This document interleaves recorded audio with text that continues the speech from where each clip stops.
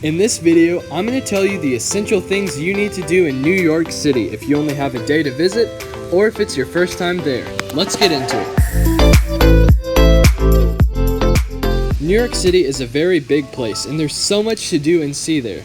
But if you only have a day like we did, then you can still see a lot of it.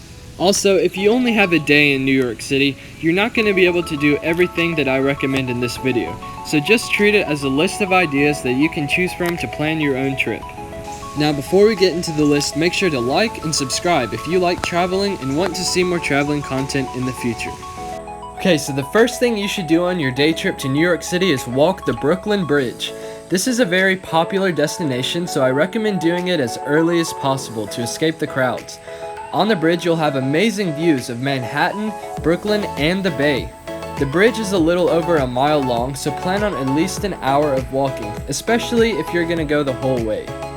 After that, I recommend exploring Manhattan. First, we took the subway from the bridge to Times Square and walked around there. If you really want to see a Broadway show, then go to Times Square because there's lots of theaters. There's also lots of restaurants and stores if you want souvenirs. After that, we walked to Grand Central Station. Of course, you could ride the subway there, but we really wanted to walk through Manhattan. Like Times Square, Grand Central Station has several shops and restaurants, and it's a great place to take pictures, so I definitely recommend walking around and exploring it as much as possible. The next place you should see is Rockefeller Center. There are several things you can do here, like check out art galleries, watch a show at Radio City Music Hall, and get incredible views of the city from top of the rock. We went in summer, but if you're visiting in winter, then you might get to ice skate or see the Christmas tree.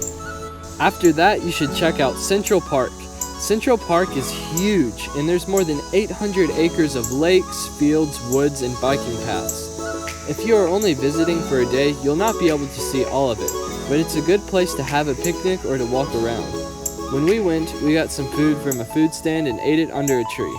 The next thing I recommend doing is seeing the One World Trade Center and the 9/11 Memorial. If you are coming from Central Park, you probably want to take the subway, unless you want to walk like 4.5 miles to get there. Anyway, you definitely want to see the 9/11 Memorial, which is free. And there's also a 9/11 museum, which is about $25 for adults if you're interested. We didn't actually go inside the Trade Center, but there is an observation deck on the top if you want a cool view of the city. After that, another thing you should do is see the Statue of Liberty.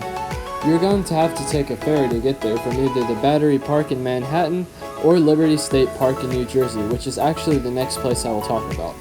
You should plan on at least a couple of hours for this trip to allow for the ferry ride and time to explore the statue.